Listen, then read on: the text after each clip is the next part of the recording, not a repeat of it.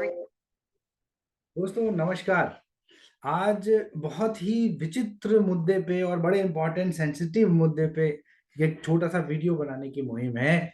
और मैं चाहता हूं कि आप अगर इस बात से सहमत होंगे जो मैं अब करने वाला हूं, तो आप इसको भी स्प्रेड करिएगा, लोगों तक अवेयरनेस फैलाने के लिए बहुत इंपॉर्टेंट है क्या कि बीमा का फ्रॉड, हम इस विषय पे बात करना चाहते हैं। एक बहुत बड़ा फ्रॉड। अच्छा, इसको बोलने से पहले मैं बहुत ही जिम्मेदारी के साथ इसे बोल रहा हूं, क्योंकि देखिए, मैं सबसे पहले अपने बारे में बता दूं।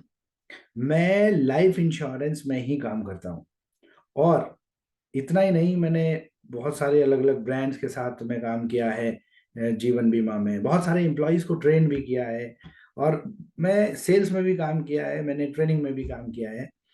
लेकिन कुछ चीजें जो निकल करके अब आ रही हैं, जिसे जिसे देखने के बाद अब मुझे ऐसा लगता है कि क्या ऐसा होना चाहिए, या अवेयरनेस की कमी है, या विल की कमी है, स्किल की कमी है, किस चीज की कमी है कि हमारे ग्राहक के साथ, चाहे जाने हो चाहे अनजाने हो, हमारे ग्राहक के साथ बहुत सारी दिक्कतें हो रही हैं।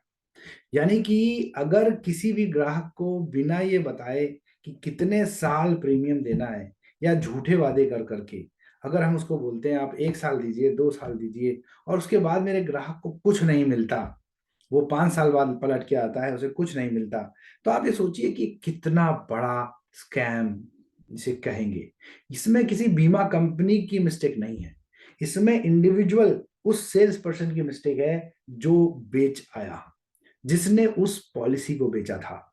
शायद उसने उस पॉलिसी को अपने एक क्षणिक लाभ के लिए बेचा था, जो कि उसका कमीशन हो सकता है, उसकी सैलरी हो सकती है, उसका टारगेट इनहांसमेंट हो सकता है।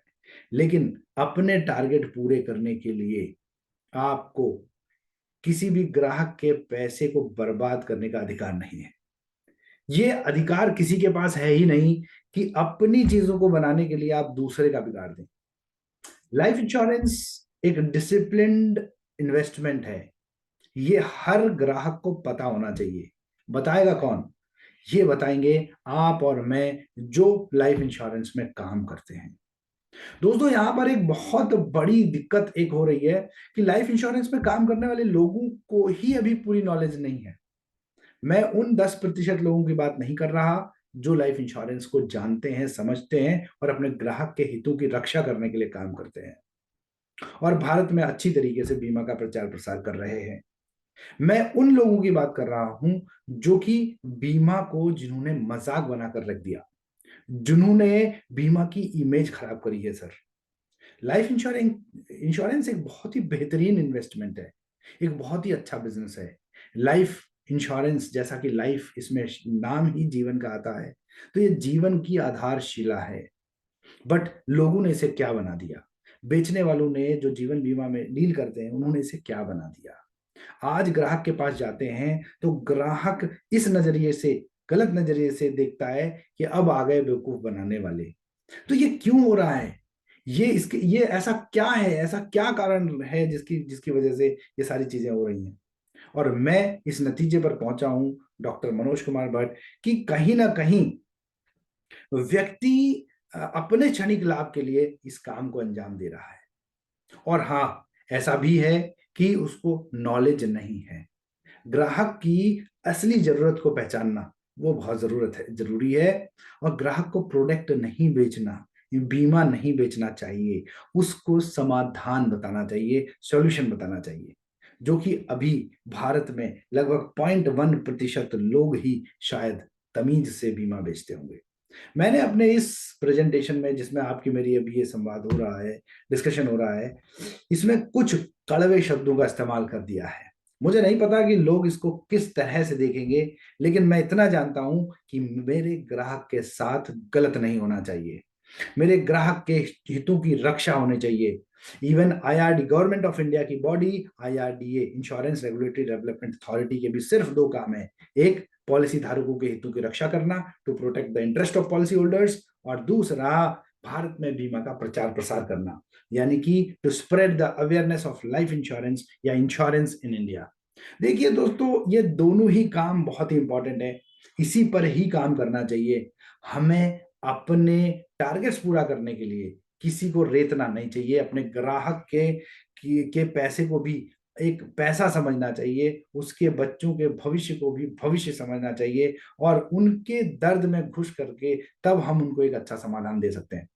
मैं तो इतना ही कहूंगा कि मैं बड़ा दुखी हुआ हूं जब मेरे कुछ सेल्स के साथियों ने मार्केट में घूम करके जब उन्हें ये पता चला कि एक ग्राहक ने 1.5 साल पैसा दिया और उसकी पॉलिसी को अब टर्मिनेट हुए हुए 4 साल हो चुके हैं, अब उसे कुछ नहीं पैसा मिलेगा।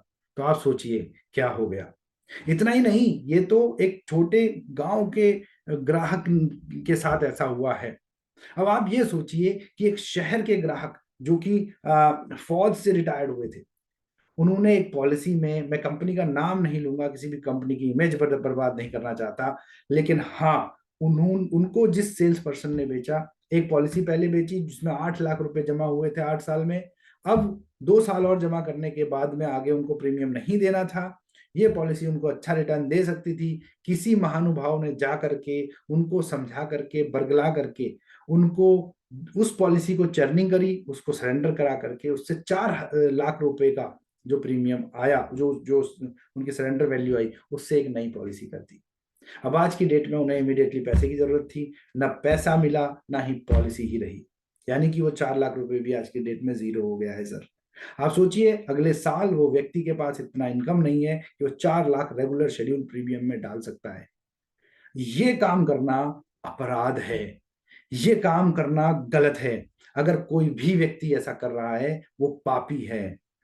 अब इसके लिए सजा कैसे मिलेगी, उसका प्रावधान कैसा होगा, इसके लिए आप मुझसे संपर्क कर सकते हैं। जितने भी व्यक्ति लाइफ इंश्योरेंस में जिनको दिक्कत हुई है, they can come to me. मैं उन्हें सलाह दूंगा कि किस प्रकार से वो अपने पैसे को पा सकते हैं।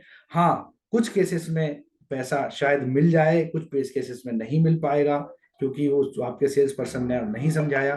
तो इसको मैं बताऊंगा, आप मुझसे संपर्क करिए। Wish you all the very best. जय हिंद।